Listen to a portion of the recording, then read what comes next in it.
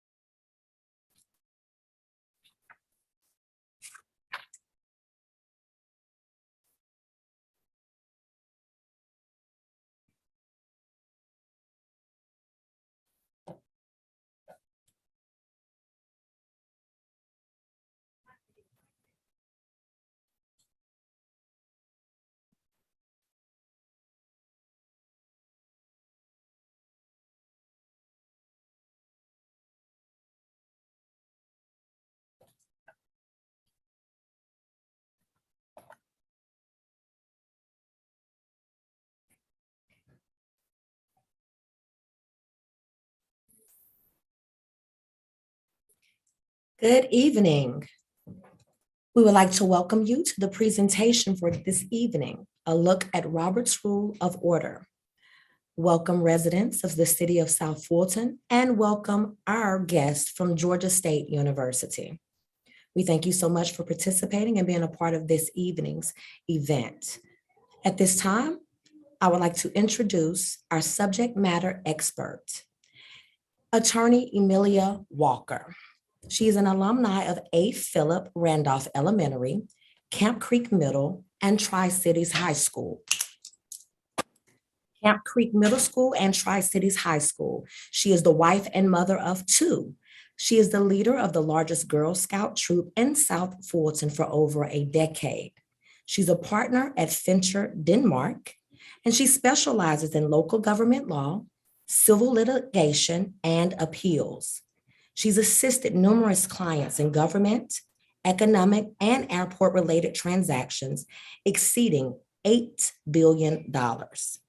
In May of 2013, Emilia Walker was honored by the State Board of Georgia with the Award of Achievement for Outstanding Service to the Public. She has been admitted to numerous local, state, and federal courts, including the Georgia Supreme Court, Georgia Court of Appeals, the U.S. District Court for the Middle District of Georgia, U.S. District Court for the Northern District of Georgia, and U.S. Court of Appeals for the 11th Circuit. She has transitioned all departments, including police and fire property, to the city of South Fulton, drafted and reviewed over 100,000 pages of legislation and contracts for the city, and discovered millions of dollars of revenue owed to the city for the right way of usage. At this time, I would like to present to you our attorney, Amelia Walker. Hi, good evening, everyone. Thank you for being here. It's my honor to talk to people in the community about parliamentary procedure. I was approached by the South Fulton Coalition to talk about parliamentary procedure because, for whatever reasons, they felt that there was a need in South Fulton.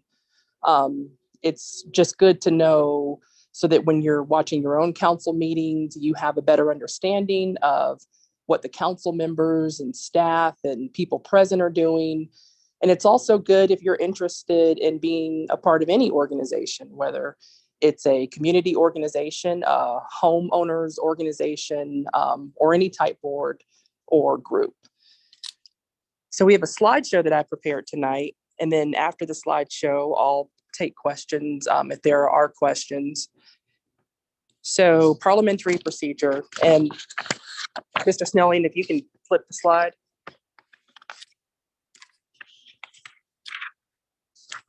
Okay, so what is parliamentary procedure? So parliamentary procedure, it's pretty common knowledge, but a lot of people, it's pretty common knowledge as far as hearing the term. If you ask people what is parliamentary procedure, they'll tell you, oh, it's how groups operate. But it really takes knowing specifically and exactly what it is, what the purpose is, and what the goal is to better help facilitate cohesiveness and unity and respect among governing bodies. So in its most basic form, parliamentary procedure is it's the generally accepted rules, practices, customs, ethics for governing organizational meetings. And that's meetings where you have a body who can act for the better of an entity, whether it's the public, whether it's for the purposes of your city council, whether it's for residents and constituents, or whether it's just a small group, for whatever purpose, it's just these practices and customs and accepted rules that we use. It's time tested. Parliamentary procedure dates back hundreds and hundreds of years. It's fine-tuned. It's essentially the heart of the legislative process. It allows legislative processes to continue to have effectiveness and to run efficiently. So what is the object? The object is one of the things that I just said, it's to allow these processes to run efficiently. You would find that if you didn't have parliamentary procedure, that there would be chaos, confusion, just a level of argumentativeness and basically infighting in meetings. So that's why it's significantly critical when you have people who are involved in these group type settings that everyone take a vested interest into learning parliamentary procedure. Now you have people who will implement parliamentary procedure during the meetings more than others. And I'll talk about some of those roles as we go more deeper into the slideshow. But at a minimum, everyone who is part of an organization should take a focused and concentrated effort to learn parliamentary procedure, at least at a basic level. And that allows them to not only receive respect, but it allows other people to give respect. And it also allows the other members to demand respect. And when you have people who are well versed on parliamentary procedure. It just, you can tell it during the meeting. So basically, what are other purposes? It allows targeted focus on items that matter the most to people, particularly when you're dealing with cities, for example. You're dealing with issues that are life and death. You're dealing with public safety, with economic development, with people's livelihoods, with their home, with the manner that they raise their children, with education, just local government all across the board. It's just, you're dealing with issues that are so important, issues that if they're not handled properly, we've had the continuity of this country almost threatened because these issues are so important. And what I mean is, for example, the Civil War. I mean, our country has gone to war before. So the issues that we deal with in this government setting are life and death. So for that reason, parliamentary procedure is critical. It's also critical because this is common sense. It protects the majority rights. Because in most organizational schemes, the reason that you have a group presiding is because we've accepted as part of democracy that we don't want one person to dictate the future or the governance of our society and our community. And that's just a generally accepted principle of democracy. We do not want to be controlled by one person because there's so much room for that person to potentially have thought processes that are just not in alignment with what your values are. So you may think you know or think you support this person, and they may get in office and you find that, you know what, this person is just, they're not in alignment with what my values are. And that's why you have a group body, because the more people who you bring in to make a decision without making the group too large to where a decision can't be made because it's too convoluted, when you have that perfect group setting and everyone respects each other, the focus of these parliamentary procedures is to allow the will of the majority to be implemented, because the will of the majority is the best tool that is generally available within society to make sure that the interests of the organization, of the people, of whoever the organization represents are protected. So you definitely and you certainly want to protect those majority rights. But what's also critical about parliamentary procedure is that it protects the minority rights, because often you'll come across personalities, you'll come across people who may not be as receptive to differing perspectives. They may even respond to differing perspectives with hostility.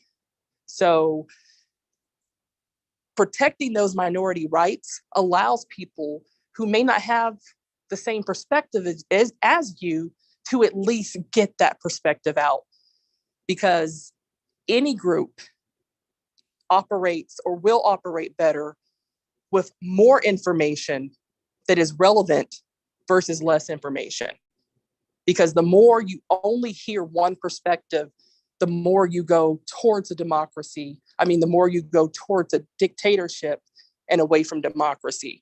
So the protection of those minority rights, the ability to get opinions that people don't agree with just out on the floor for public discussion, all of that is significant, and it's part of the function of parliamentary procedure. In a nutshell, it allows everyone to be heard. It facilitates discussion on a roundtable level, and then it crafts that discussion to be implemented and adopted by the majority, by a majority opinion. And that's one of the reasons why most government structures declare that a majority is going to decide what happens for this organization. And for purposes of South Fulton, that majority is called a quorum. So if you can turn the slide.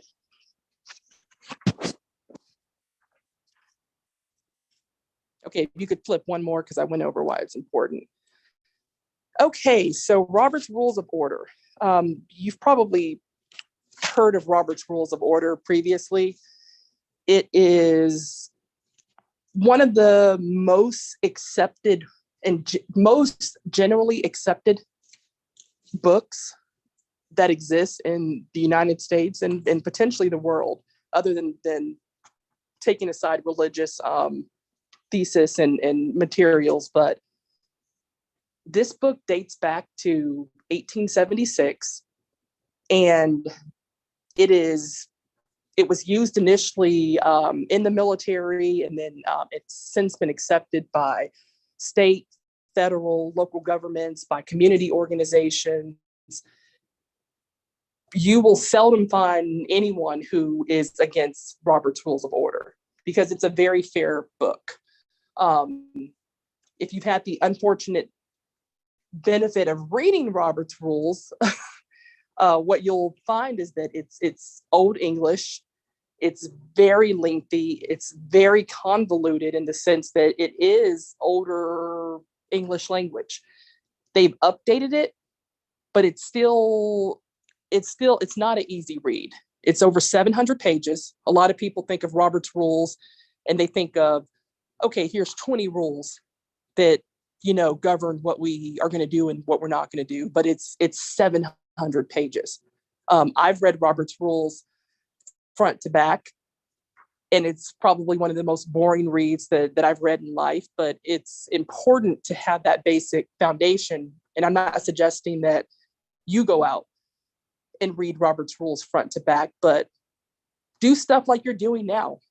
I mean, you're listening to someone talking about Robert's Rules, and that in of itself is taking you a step closer to understanding and comprehending just the values and just the principles that are set forth in Robert's Rules. So anyone who's interested in any type of organizational roles or assisting an organization, I would just refresh yourself on Robert's Rules, whether you're going to run for office, whether you're in office, whether you frequently advocate for someone who's in office.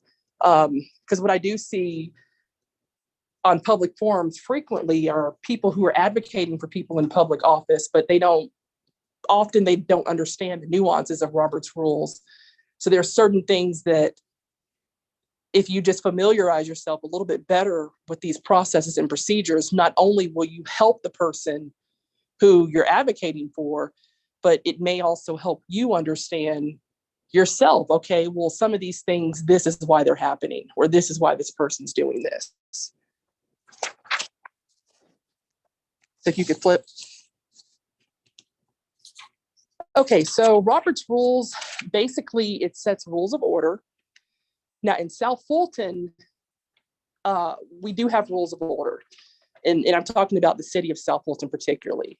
With the city of South Fulton, if you look at the city code, what you'll see is, and this code is consistent with the charter. The charter says that the council can establish procedural rules is with respect to their organization, as long as those procedural rules aren't in conflict with the charter or applicable state, whatever laws that that are set in place for local governments. But as long as those rules set by the council are not in conflict, then the charter says that they are allowed to implement those rules. So the city council adopted a ordinance. It's ordinance code section 13002. And it basically says that procedural questions that are not answered by local or state law, and then now I'm quoting the code. It says they shall be resolved in accordance with the provisions of Robert's Rules of Order, newly revised, so long as those provisions don't conflict with those applicable laws that I was referring to earlier. So the city council has recognized that when there's a conflict, to help us out, we do need to defer to some generally accepted principles. And you can see from there that it's Robert's Rules. Slide. Okay, so what is the organizational scheme? I use South Fulton because obviously I'm a resident of South Fulton. Most of you are residents of South Fulton, and it's the South Fulton Coalition. So I'm using that as the basis for the presentation. But the organizational scheme that our city uses is it's a very common traditional scheme. It's where you have a presiding officer. And you can see I put under here, it came from South Fulton's charter. It says the mayor shall preside at all meetings of the city council. So you have the mayor as the presiding officer, and then you have the remaining council members. And when those positions are respected, when you have respect for the presiding officer and you also have respect for the remaining members of council, because people have to recognize that every member of council has an important and significant role. So you're the mayor, you have an important and significant role. If the mayor didn't have an important and significant role, then we wouldn't have a mayor. But we've had mayors throughout the history of our country, almost every city. I'm trying to think if there's a city in Georgia that doesn't have a mayor. I mean, it's a time-tested position that we have found with respect to our democratic process. This position, if respected, will help facilitate actions and decisions that are in the best interest of residents. And the same thing applies for council members. The mayor is to be respected, but you also want to respect council members, because you have to remember that each council member, while they get their votes for their specific district, meaning that, I might not be able to vote for council member for District 3, or I may not be able to vote for council member for District 1, etc. Every decision that the council member for District 3 makes will impact my family. It will impact your family. Every decision that the council member for District 4 makes will impact your family, our future, our property values. So they do have roles that are significant. So that means even if I don't like their perspective, I still want their rights to be respected with respect to Robert's rules. And even if I can't vote for them, I still want the process to work. Because when the process doesn't work, residents lose. I lose, you lose, everyone loses. So that's just part of the significance for parliamentary procedure. So you have the presiding officer, you have the remaining council members, and then you have the parliamentarian. Now, the parliamentarian is a consultant position.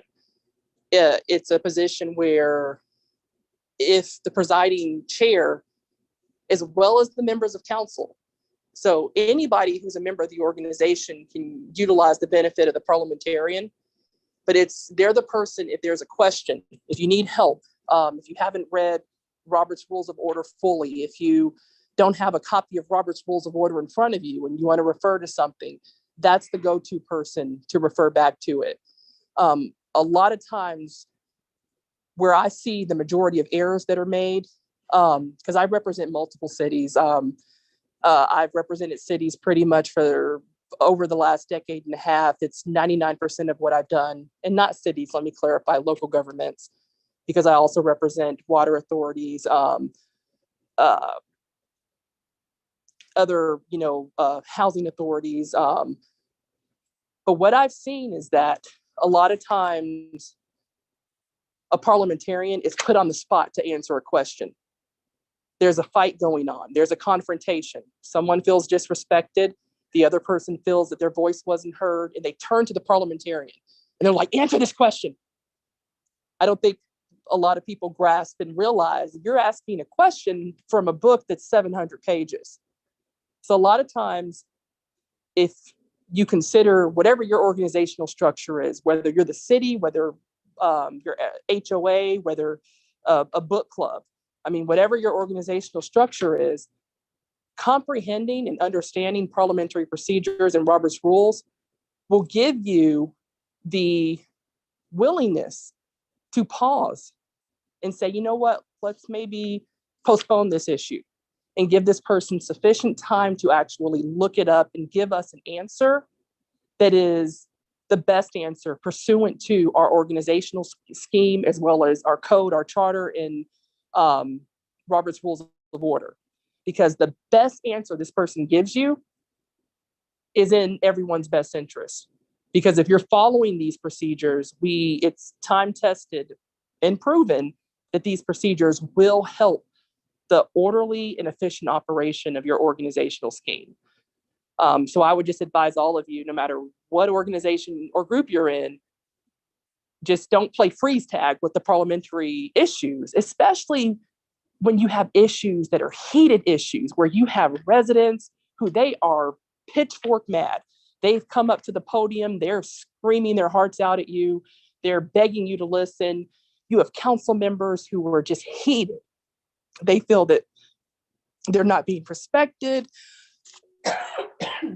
Excuse me. And then you have other council members who feel like their roles aren't being respected. When you have that melting pot that comes together, and then you just say, give us a parliamentary decision right now, what you'll find is that, or what I find is that the parliamentarian feels rushed. They give a decision that's maybe not always right. And then it allows two things to happen. It allows the person who did not get the benefit of parliamentary procedures, because if they're rushed to give a decision, someone may not get the benefit of actual parliamentary procedures. It allows that person to feel like they are isolated, left out, and disrespected. And then you've allowed processes that are not part of or parliamentary procedures to govern the meeting. And you don't want that to happen. So basically, this is just the organizational scheme. You're the presiding officer, parliamentarian, and the remaining council members. If you can flip the slide. So you have your three groups that I just mentioned, and then you have your order of business. That's also a function of Robert's Rules of Order. So for here, I know a lot of people who I talk to, a lot of comments that I see on public forums, people don't really have a basic understanding of what order of business is. Order of business is a Robert's Rules term. It's part of the protocols and processes for Robert's Rules of Procedure for parliamentary, Robert's Rules of Order and parliamentary procedure. Now, Robert's Rules sets forth a template for order of business for all organizations. So no matter what your organization is, you can go to Robert's Rules and it will give you a template. Now, what South Fulton has done is the city of South Fulton, and if you're interested, you can go to section 13002 and see the full section. But what the city has done is they have slightly modified that order of business, which is perfectly allowable. Robert's Rules and the charter allows the city council to modify that. And that's part of the beauty of parliamentary procedure. You can craft it to fit your organization. You do have to be careful though, because you never want to craft Robert's Rules to fit a person. Because if you do that, it will create a floodgate of fighting. So what I would encourage all of you is that if you're on a community board, if you're on a homeowners association, and you see that one of your board members is having issues with another member, you never want to craft a rule to help someone that is in a fight with another person. Because if you do that, it's going to not only create precedent that this is something that our organization does. When you're pissed at that person, we're going to get him by changing our procedures and rules, or we're going to get her by changing our procedures and rules to shut her up or to shut him up.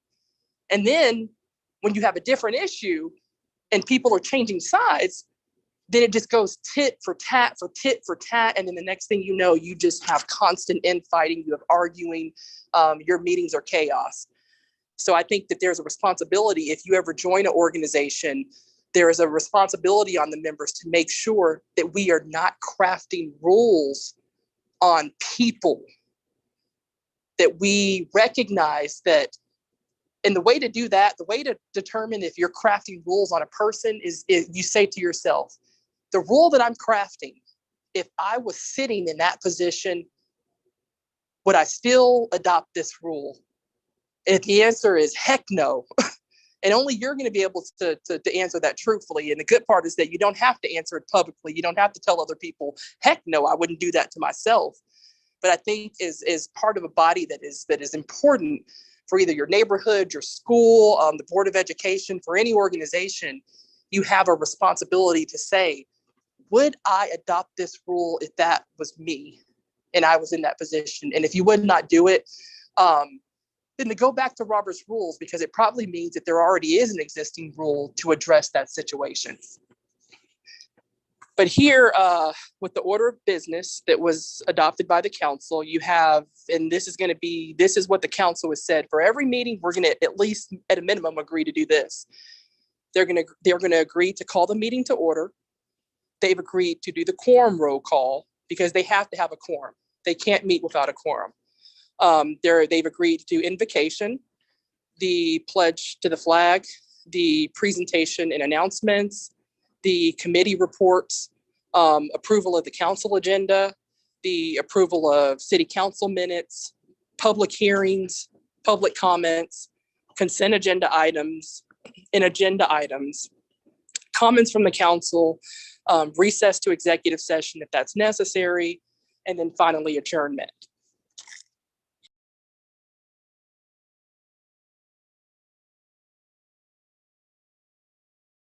Yeah, I'm sorry, I had a pause momentarily. So those are the that's the basic order of business. This is what the council for your city has said is going to be their basic order. They can change this because, like I said, that's the beauty of parliamentary procedure. If they find for a meeting that, you know what, this isn't the best fit, they can suspend rules temporarily. They can move to amend the agenda. So there's a lot of tools available to help our city as well as your organization in establishing an order of business. If you can flip the slide. Okay, so what I've pulled up now are, this is a cheat sheet. This is one of the better cheat sheets. And I put a link below where you can go to the full cheat sheet, but this is my favorite cheat sheet. And you will find that when you're in meetings, you will hear a lot of this language. And as members of the public, a lot of times people hear this language and they don't know what's going on. And sometimes you have members of organizations who hear this language and don't know what it means. Because if I'm sitting for an organization, I've agreed to be part of a board, and this is my very first meeting, and I'm sitting down and I'm nervous but anxious because I want to do good. I want to represent my community. I'm just an ordinary resident who wants to give back. I want to give back. I want to help my community. Someone yells out, point of privilege. Most people are going to have no clue what that means. Some of you even listening now may have no clue what that means. So this is parliamentary procedure is not common sense. It's not something that you're born with. It's not something that you learn by going through elementary and high school. When you come out of that, I mean, if you've done organizations where they focused on this, you might have some skill set in this, but the average person who graduates, works hard, supports their family, the average person just is not going to be well versed in this because it's not common sense. It's something that you have to actually search for and learn. So when you hear people say, I move that we adjourn, that's pretty basic. I mean, most people will know what that means. That means I want the meeting to end. And if you have the majority who agree to that, then the meeting ends. Most people, that's pretty self-explanatory. I move that we recess. So when you move to recess, you should customarily give a time, because if you move that you recess and you don't put a time frame at the end, then it just makes it extremely problematic on the people who support the meeting, because now the clerk has an item and they have no clue when you want it to come back. And when the clerk doesn't have a clue when you want the item to come back, The clerk is now reliant on the maker of the agenda to say when the item comes back, and the person who requested that the item go on the agenda may have wanted the item to come back at the next meeting, and the maker of the agenda may say, you know what, I don't agree with that. And then now you have people butting heads. So the way that you nip that in the bud is that if you recess an issue, just say when you want it to come back. It allows the organization as a body to agree to that. It allows the public to have notice, okay, this is when this item is coming back. So if I want to talk again on this issue, I'll just come back, September 4th or whatever date, is set by the body. You have your point of privilege. And that's what I used as reference earlier, that's just something, point of privilege. What is that? I mean, most people are going to say, what the heck is point of privilege? Point of privilege is when you're complaining about something external. So you're complaining about, there might be noise in the room. The air condition can be on, overload, and everyone's in there shivering and freezing. So the point of privilege, you are allowed to interrupt the speaker, and then the chair decides. So whoever's the presiding officer will say, they'll listen to your point of privilege and they'll say, this is what I think and this is how we're going to proceed. Now, when the chair makes a determination, it is the responsibility of everybody who's part of the organization to respect the decision of the presiding officer, of the chair. Because when you don't respect the position of the presiding officer, you are not respecting the people. Because whether you like the presiding officer, whether you don't like the presiding officer, that is the person who the constituency has elected to be the presiding officer, to be that role. Now, there are exceptions when you have an organization where so there's two things under Robert's rules. There's it's called an elected pro tem and an appointed pro tem. In those two positions, you can vacate the chair. So you can say, I'm going to vacate the chair. And what an appointed pro tem is an appointed pro tem is someone who the chair appointed to sit in his place or her place. And an elected pro tem is someone who the governing body or the organizational body said, this person's going to sit in that place. So when you have those temporary people, then you can, you can remove the chair. You can vacate the chair. I'm gonna say the word vacate the chair. So there's just, my whole point in this, I won't get too convoluted into Robert's rules because it makes it confusing, but my whole point is that if you don't respect the chair, the people aren't respected. And if you don't respect the remaining council members, the people aren't respected. And that's why it's incumbent on everybody who's part of the organization to make sure that you put personal differences aside and you ensure that everybody is protected and has the ability to be heard. You can suspend further consideration of something by saying, I move that we table this. This is similar to the recess. When you table something, if you want it to come back at a certain time frame, then I would put that in the motion. I move that we table this into our first December meeting. If you want it to come back after something happens, then put that in the motion. I move that we table this until the city manager has enough time to assess and talk to department heads and bring this back to us. Because when you set parameters about bringing it back, it prevents people from butting heads who may not agree as to when that table should be lifted. So you also have, I move the previous question. Now, if you watch South Fulton meetings, you probably hear this frequently. And I move the previous question is just essentially, you want the discussion to end. It could be that the meeting is going on unnecessarily long time. It can be that you think that, this discussion is getting nowhere and people are just repeating themselves and hoping to change people's perspectives and everybody's spoken and I'm just done.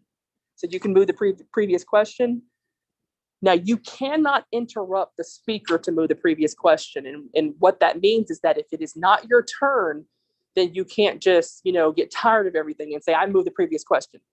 So you have to wait your turn. But once your turn comes, you can move the previous question. And if the 2/3 of the body agrees with you, then that's the direction that it goes. And one of the things that you have to be careful of is you may have thought that tonight is the most critical night to discuss this. We have to discuss this. If 2/3 don't agree, then you have to respect that it won't be discussed tonight.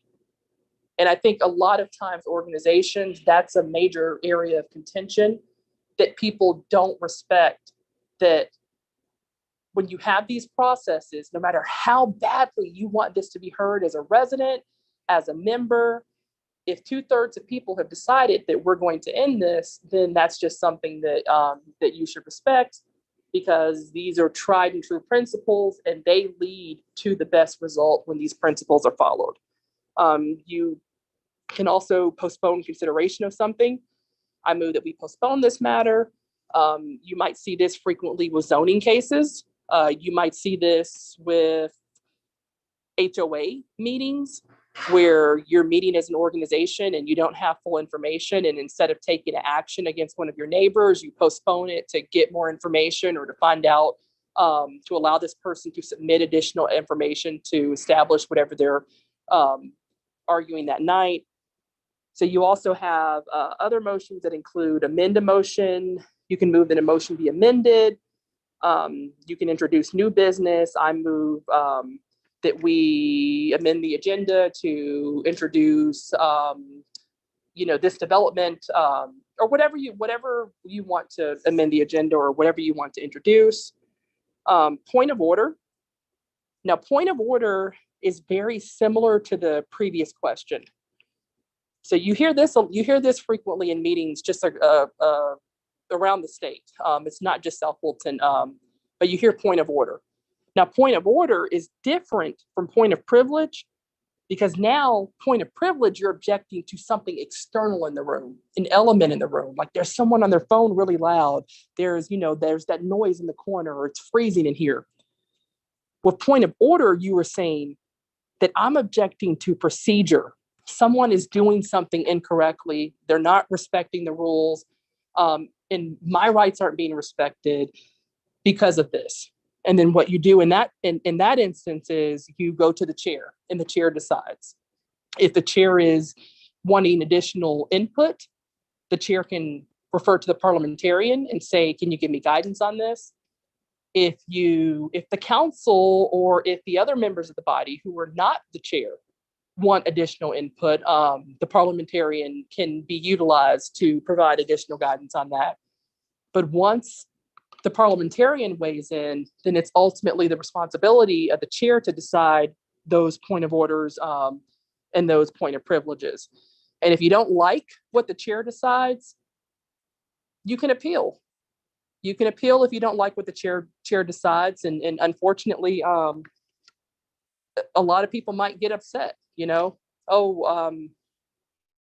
appealed what he did, and or they appealed what she did, and I'm so mad. But part of understanding and respecting these processes is understanding that these people do have these rights. So when the chair exercises his rights, her rights, don't get mad. And when the remainder of the body exercises their rights, you don't get mad. When you get mad, you go to the polls. Go to the polls. Talk to people about getting someone else in. That's how you make changes. You're vocal, you come to meetings, you talk in public comment, but you don't make changes by circumventing the rules of procedure, because when you do that, you just have chaos and confusion, and your meetings are chaos and confusion, and the public's irate, they don't understand what's going on, and everybody just feels disrespected. So there are other things on here. This stuff is pretty self-explanatory. I'm gonna see if there's anyone. There's a point of information, and that's what it sounds like.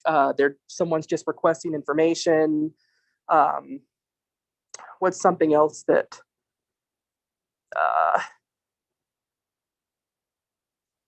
okay, so I spoke earlier about appealing the chair's decision, and there's something, if you look at the last line, I appeal the chair's decision.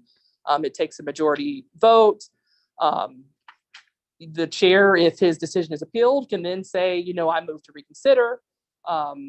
So, I mean, if you follow these processes, it will allow the meeting to run efficiently and effectively. So that's pretty much it. I won't keep you much longer on Robert's rules because I know it's can become a boring topic, an important topic, but boring. And I can take limited questions. Richard, Ron, Ms. Bell, I'll turn the floor back over to you. Go ahead, Richard. All right, so can you hear me, Ms. Walker? Yes.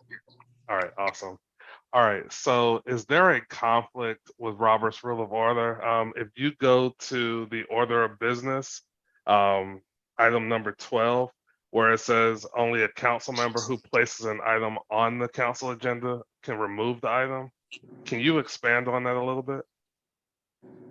Yes, so basically the council has adopted a rule that says that only a council member who placed it on the agenda can remove it from the agenda. So it's pretty self-explanatory. If you put it on the agenda, if a council member puts it on the agenda, then the other council members should not take it off. And if the body agrees that, you know what, this isn't the best rule for us, then this ordinance can be amended, but there's just procedures and processes. So it's not necessarily whether I agree that this is the best rule, but whether the procedures and processes are followed.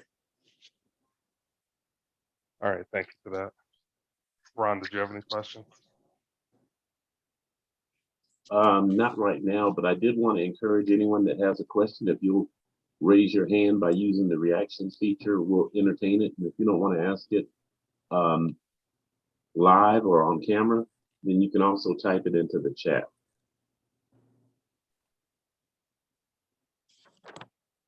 And thank you so much, Ms. Attorney Walker, for sharing this information with us. And thank you, Ron and Mr. Snellings as well. So as mentioned, if you do have any questions, please list them in the chat and we'll be more than happy to answer those questions during this session.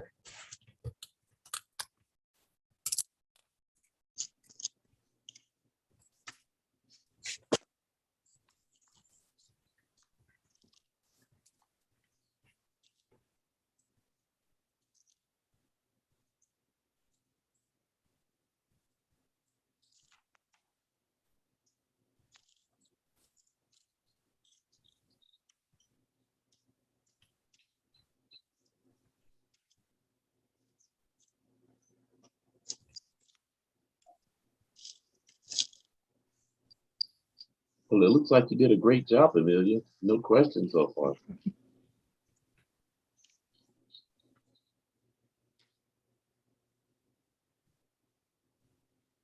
As a reminder, if you would like to ask a question, please use the reactions option.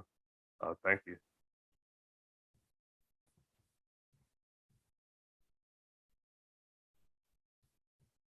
And we will give everyone just a few more minutes to input any questions that you may have. If not, we will turn it over and end the meeting for this evening.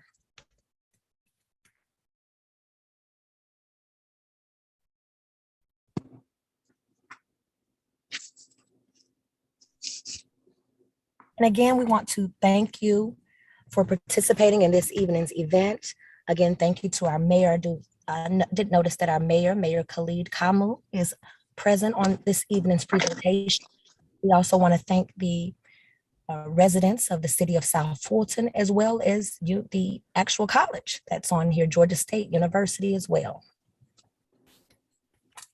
And before we conclude, I just wanted to let everybody know we have some events coming up with the city of South Fulton.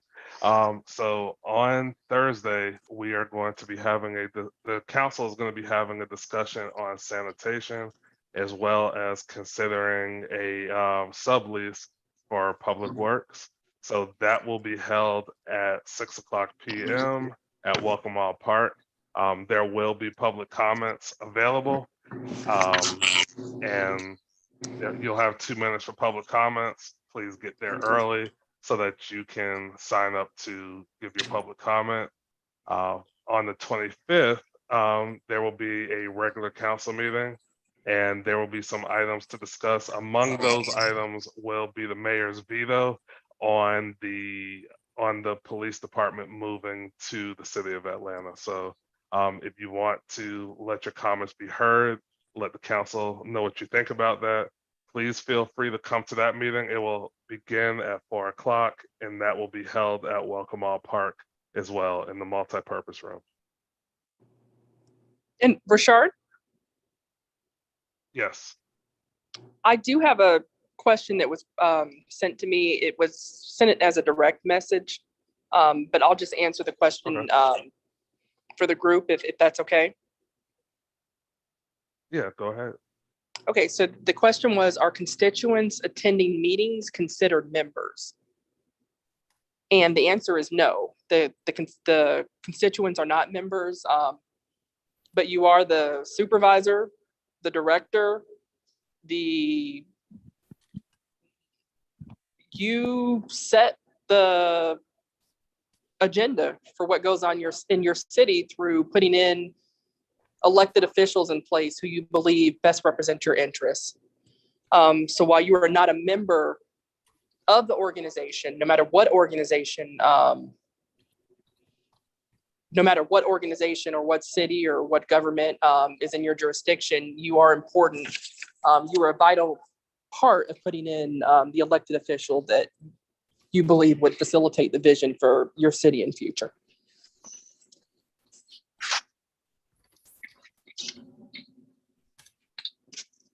And Attorney Walker, if you could provide your information just in case anyone has any additional questions from this evening's event.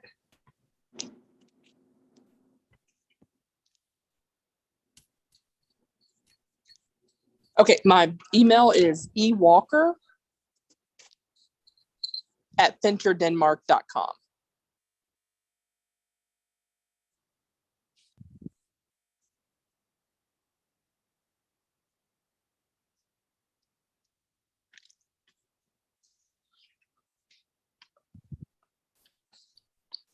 All right, well, thank you so much. And I believe this concludes our presentation for this evening. If you do have any additional questions, please feel free to reach out to Attorney Walker and email her any questions or concerns that you may have in regards to this evening's presentation. And thank you so much for being a part.